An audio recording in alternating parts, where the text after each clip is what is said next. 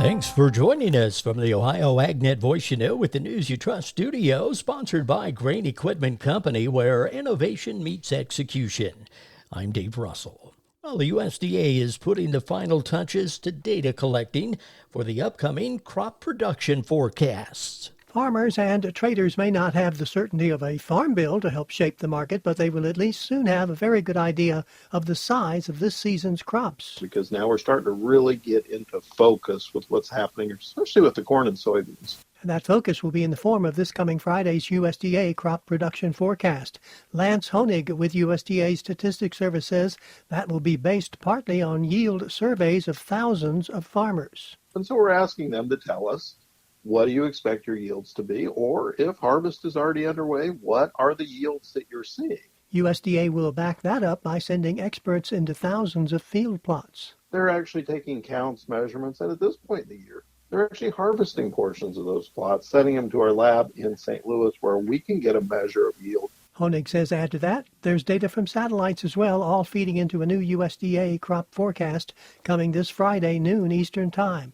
Gary Crawford for the U.S. Department of Agriculture. Legislation that would set food and farm policy for the next 5 years is in limbo, waiting for lawmakers to decide its fate after the election. The latest deadline for the Farm Bill passed unceremoniously at midnight on September 30th without a push from lawmakers to pass a new bill or an extension. Congress will have to scramble in the lame duck session set to begin November 12th to come up with some agreement before benefits run out at the end of the year, which, if allowed to happen, eventually would have major consequences. The delay creates further uncertainty for farmers who are facing declining prices for many crops and rising costs for fertilizer and other inputs.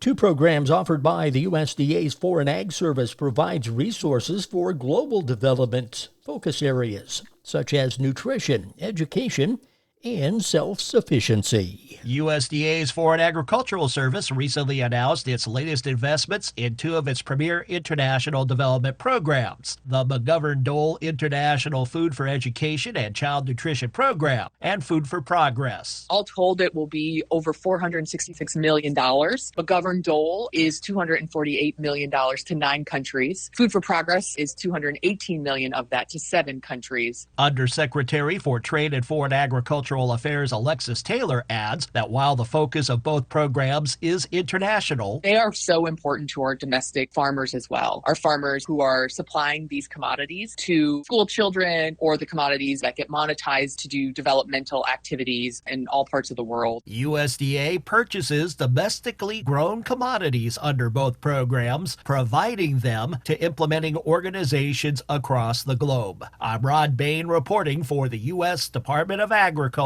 in Washington, D.C. In a victory for the U.S. pork industry, the U.S. Court of Appeals for the Ninth Circuit based in San Francisco rejected a lawsuit from several activist groups who sought to impose sweeping changes to the Environmental Protection Agency's concentrated animal feeding operation rules.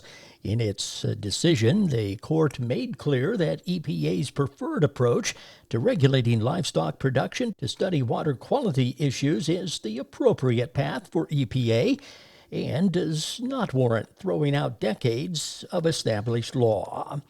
And the union representing 45,000 striking U.S. dock workers at East and Gulf Coast ports has reached a deal to suspend its 3-day strike until January 15th to provide time to negotiate a new contract. The markets. I'll have those coming up next. Did you know soybeans' number one customer is animal agriculture? That includes Ohio's pig farms. Soybeans provide a blend of protein and energy to keep Ohio pig farms growing. Nationally, Ohio ranks 7th in pork production, and those pigs consume 6.3 million metric tons of soybean meal. It takes a lot of soybeans to make that kind of bacon. Soybeans feeding the industry that feeds us. Brought to you by the Ohio soybean farmers and their checkoff.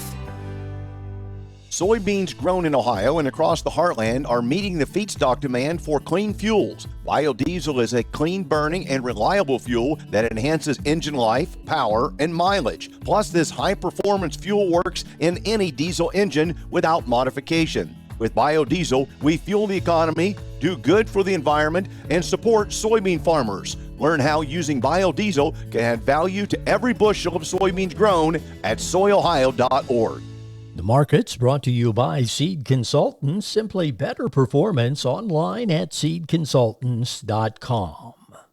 At the Board of Trade, December corn $4.26 up a penny and a quarter. March corn $4.42 3/4 up a penny. November soybeans $10.34 down 3 3/4. January beans $10.52 1/2 down 3 1/2. July wheat $6.37 1/4 up 4 1/2. At the Mercantile Exchange, October cattle $187.47 up 47 cents. October hogs $83.97 down a nickel.